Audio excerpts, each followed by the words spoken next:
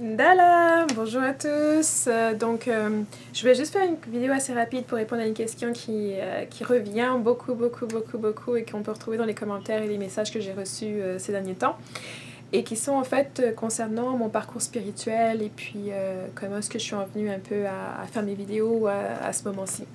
Donc je vais essayer de faire assez rapidement un petit résumé de tout ça parce que c'est assez complexe.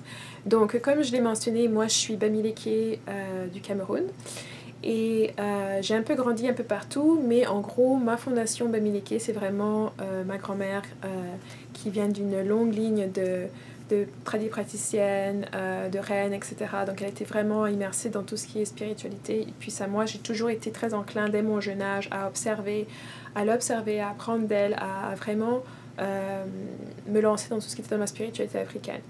Après, en grandissant, moi j'ai grandi dans une famille qui était chrétienne, protestante catholique. Donc moi j'ai dû aller au cours du dimanche, où on étudiait la Bible, etc. Et je dois dire que j'ai toujours un peu eu du mal avec l'apprentissage biblique parce que toutes les questions que je pouvais avoir en tant qu'enfant, par curiosité des textes que j'étais en train de lire, les prêtres n'étaient pas capables d'y répondre. Et souvent on me disait « Oh, t'as pas besoin de vraiment comprendre, il s'agit juste pour toi de mémoriser, il n'y a pas besoin de comprendre. » Et même très jeune, je pense 6 ans, 7 ans, je fonctionnais pas comme ça. J'acceptais pas qu'on me dise que je dois juste accepter ce qu'on me dit sans devoir le comprendre aussi. Je n'aimais pas trop le fait qu'on me disait plutôt ce que je dois penser plutôt que de m'apprendre comment penser ou la perspective d'arriver aux conclusions qu'on me donnait. Donc il y a eu plus d'une fois où mes parents ont été appelés, où ils ont été en fait réprimandés un peu, où on m'a réprimandé un peu de poser trop de questions pendant les études bibliques. C'est un peu tout ce questionnement-là qui m'a amené dans le processus catholique. En fait, vous faites l'école du dimanche, vous apprenez tout ça, ensuite vous faites votre première communion. Il y a généralement une petite retraite avant, ensuite vous faites la première communion pour pouvoir participer à la communion pendant la messe. Et puis par la suite, vous continuez à prendre les cours et puis vers l'âge de 13-14 ans, on vous demande en fait de confirmer votre foi et votre adhérence à l'Église catholique en faisant justement le rituel de la confirmation. Et donc, avec toutes ces différences dans le parcours et cette inhabilité des prêtres et des personnes dans l'Église de répondre à mes questions, j'ai jugé moi-même à l'âge de 12 ans, 13 ans que je n'allais pas faire ma confirmation. Et c'est quelque chose que je me souviens, le prêtre, tout le monde essayait de me convaincre en fait, de me disant oui, mais tu sais, si jamais tu te maries, tu pourras pas te marier dans une église catholique si t'es pas confirmé, ton mari non plus, bla bla bla. Et je dois dire, j'avais 12 ans, donc déjà la perspective de me marier à 12 ans, c'était pas ma priorité de l'or. Et puis je m'étais toujours dit, mais écoutez, si c'est vrai, ça devient vraiment un problème, ben je verrai ça à ce moment-là. Éventuellement, l'idée de se marier dans une église catholique, d'ailleurs, maintenant, les gens louent les églises pour se marier, c'est même plus devenu quelque chose d'aussi religieux que ça l'était avant. Mais je ne me voyais pas acquiescer à tout le dogme catholique juste pour la perspective, peut-être plus tard dans un futur que je ne connaissais pas à ce moment-là, de me marier dans l'église. Et puis de là, même quand j'étais toute petite, j'avais toujours eu un peu une passion, comme une attraction vers tout ce qui est sciences occultes, spiritualité, métaphysique, même beaucoup d'intérêt pour tout ce qui est films d'horreur et consorts, parce que le côté du film d'horreur qui m'intéressait le plus, c'était de savoir pourquoi est-ce que les gens ont peur, de quoi est-ce que les gens ont peur dans différentes cultures. Moi, j'ai jamais vraiment... Les films d'horreur me font pas vraiment peur parce que je regarde ça quand même. C'est une différente énergie qu'on touche, qu'on dévoile. Les peurs des autres ne me touchent pas vraiment, personnellement. J'ai eu peut-être une expérience de peur des araignées quand j'étais très jeune, mais j'ai adressé ça de moi-même. Mais de là, moi j'ai regardé l'Exorcisme, la première version, quand j'avais 8-9 ans, je me souviens plus exactement, mais quand je l'ai regardé, j'ai pas eu de cauchemar après, j'ai été directement me coucher et faire ce que j'avais à faire.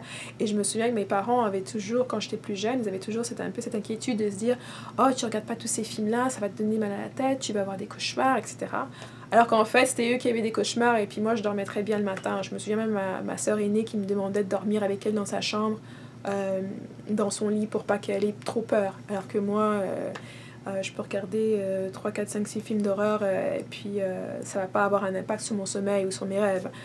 Tout ça, ça reste pour moi des films et une narration de certaines peurs qui émanent d'une certaine culture, d'une certaine perspective de voir les choses. Donc ça ne me touche pas personnellement, donc ça ne me dérange pas de les regarder, ça me dérange pas de décoder ces messages, de décoder un peu c'est quoi en fait les éléments qui font vraiment peur. Et ça m'a permis aussi un peu au fil des années de voir qu'il y a très très peu de films en fait que moi de ma perspective qui sont bien faits en termes de films d'horreur, des bons films où vous allez vraiment vous demander est-ce qu'il y a un fond de réalité, est-ce que c'est en fait des scénarios qui sont plausibles. Il y a très peu de films qui font ça et qui pour moi pourraient peut-être soulever cet élément de peur lorsque la personne peut penser que c'est vraiment quelque chose de réel, plutôt que des films qui sont vraiment trop dans soit trop dans une culture, une perspective spécifique, soit trop dans le fantasme imaginaire. Et ça, c'est un autre côté de moi, c'est que dans le fantasme imaginaire, tout autant qu'il peut y avoir n'importe quoi, moi aussi j'ai le pouvoir de créer n'importe quoi à mes propres besoins. Donc il n'y a pas de raison d'avoir peur, notamment quand vous faites du travail, dans les rêves, il n'y a pas de raison d'avoir peur parce qu'à tout moment, vous pouvez créer des choses pour vous protéger si vous avez peur ou pour répondre à certaines attentes. Donc enfin bref, donc ça a été pour moi toujours un aspect de curiosité. Je me suis toujours lancée à savoir c'était quoi en fait les différentes notions culturelles. Puis je pense que j'ai lu tous les livres de ma bibliothèque, des bibliothèques où j'ai été quand j'étais enfant, pardon, qui portaient sur les contes, la spiritualité ou les histoires d'enfants sur la mythologie, etc. Donc j'ai lu tous ces trucs-là et puis ça m'a donné vraiment un peu une vision d'ensemble. Avant ensuite d'explorer un peu plus le côté religieux de différentes religions, de différentes cultures, et puis d'y voir en fait un fil conducteur de toutes ces religions-là qui faisait que quelque part en fait elles étaient tous basées sur certains principes qui étaient similaires. Donc moi j'ai jamais été arrêtée d'apprendre, j'ai rencontré des gens, surtout quand il y avait des personnes qui avaient un certain charisme, une certaine attitude, un certain comportement, j'échangeais un peu plus avec eux pour savoir un peu qu'est-ce qui les a construits de cette façon-là. Et puis beaucoup d'entre eux justement faisaient part de leur spiritualité, donc j'ai rencontré des Tibétains, j'ai rencontré des musulmans, j'ai rencontré des personnes qui étaient athées, des rastafariens, un peu du monde un peu partout, et d'un peu de tout, des bouddhistes, des gens qui étaient plus philosophiques dans le confucianisme ou dans d'autres philosophies. Et c'est ça qui m'a qui a ajouté à mon bagage spirituel et qui m'a permis quelque part de former un peu mon propre système de croyances. À la base basée sur ma tradition bamileke, mais j'ai pu me puiser, en fait, m'inspirer de différents autres systèmes pour pouvoir établir ma propre perception du monde et comment j'allais y évoluer. Donc en fait c'était ça, et puis pour la plupart du temps moi je pensais que c'était plus un parcours personnel, plus pour ma propre évolution individuelle. Et au fur et à mesure que j'ai commencé à avancer, je me suis vue qu'il y avait beaucoup de personnes en fait qui étaient attirées, qui venaient vers moi et qui me posaient des questions sur justement ma spiritualité et consorts. Et c'est un peu par là que je me suis rendu compte que quelque part j'accumulais cette information-là, cette expérience-là, pas seulement juste pour mon bénéfice personnel, mais aussi beaucoup pour pouvoir le partager et assister d'autres personnes qui commençaient leur parcours ou qui voulaient explorer d'autres choses. Et donc c'est ça qui m'a vraiment amenée au fil du temps avec ces personnes-là qui voulaient dédier 1 heure, 2 heures, et puis en fait ça s'est fait à ce que quelqu'un commence à me dire écoutez, moi je vois que tu passes beaucoup de temps avec moi, je vais quand même te donner une forme de compensation. Parfois c'est des services échangés, parfois c'est des compensations monétaires. Et puis au fur et à mesure qu'il y a eu de plus en plus de gens qui sont venus à moi, moi-même j'ai dû regarder pour vraiment savoir comment gérer tout ça.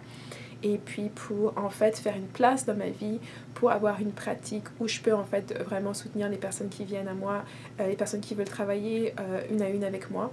Très très bientôt je travaille notamment sur d'autres programmes, d'autres outils pour pouvoir mettre ces connaissances-là en ligne, parce qu'il y a beaucoup de personnes justement qui sont notamment aux États-Unis et ailleurs qui aimeraient en fait qui ne peuvent pas être avec moi à Montréal pour faire mes ateliers qui se donnent en personne, mais qui aimeraient grandir un peu avec moi et apprendre de ce que je connais déjà.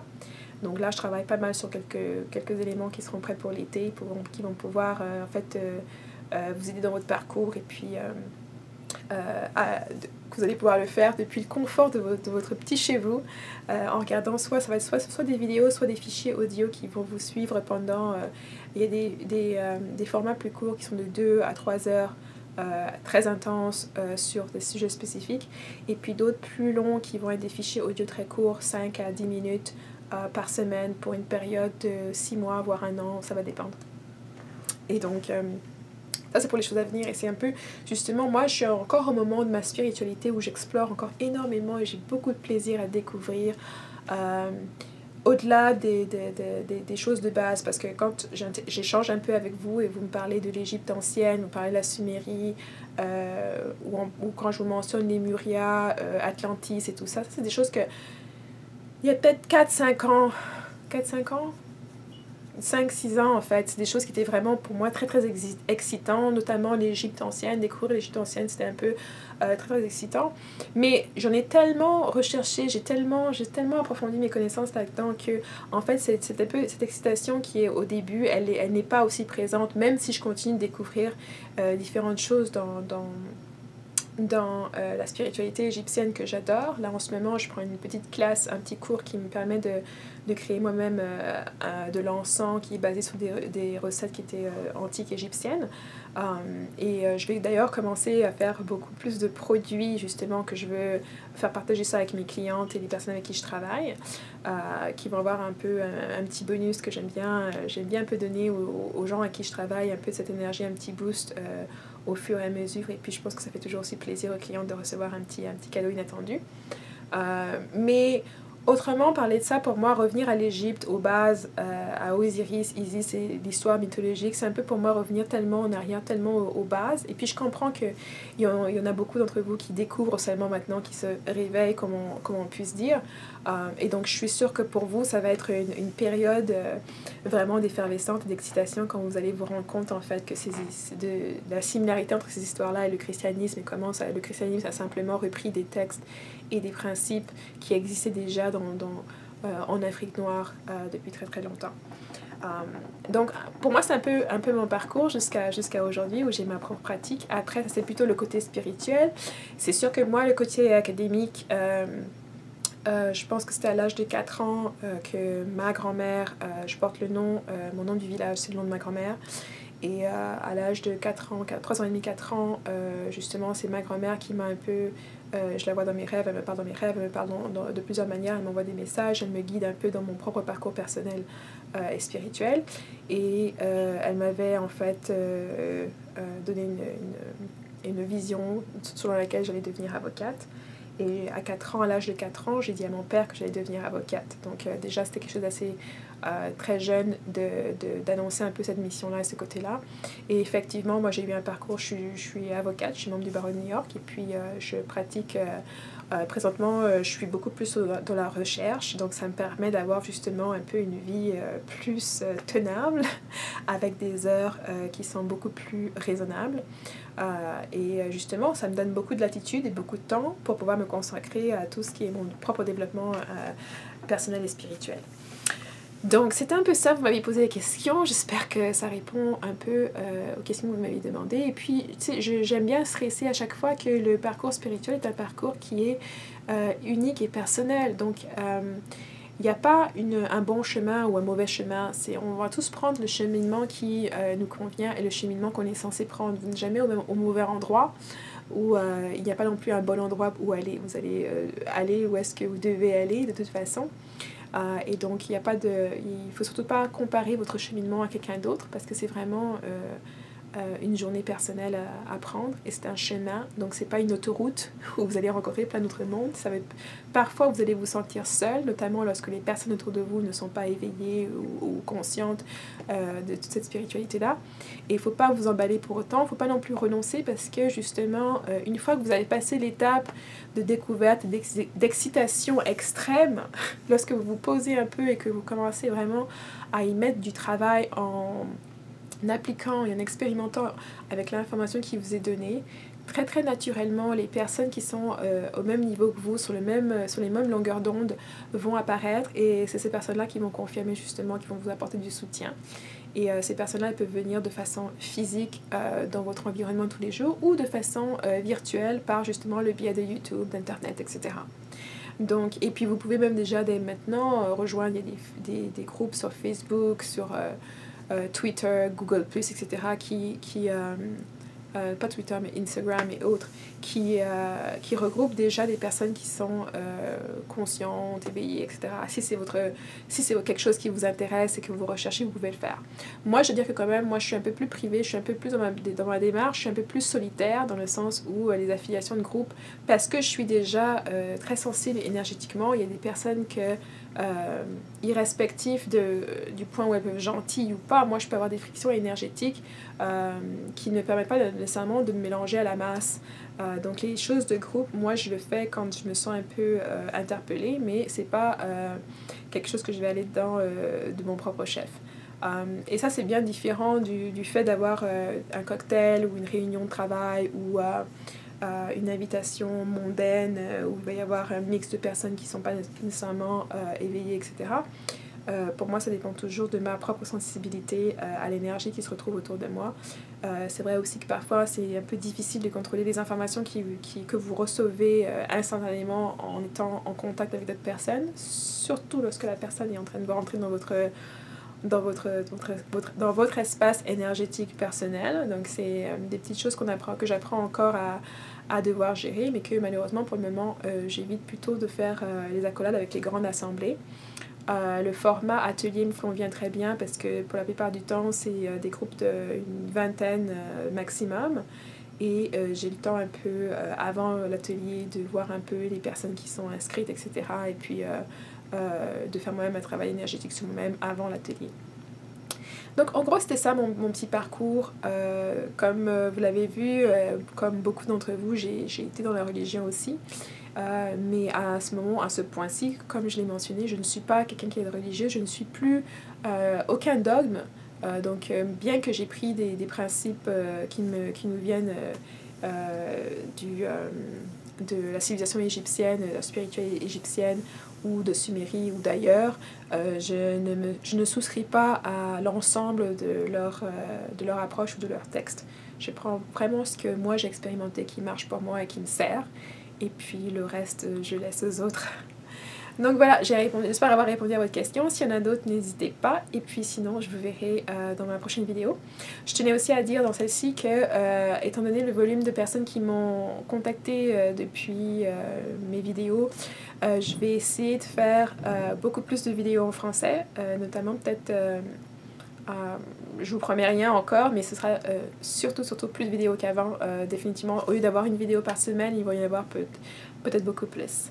Donc, passez une bonne semaine et puis je vous parle très bientôt. Bye!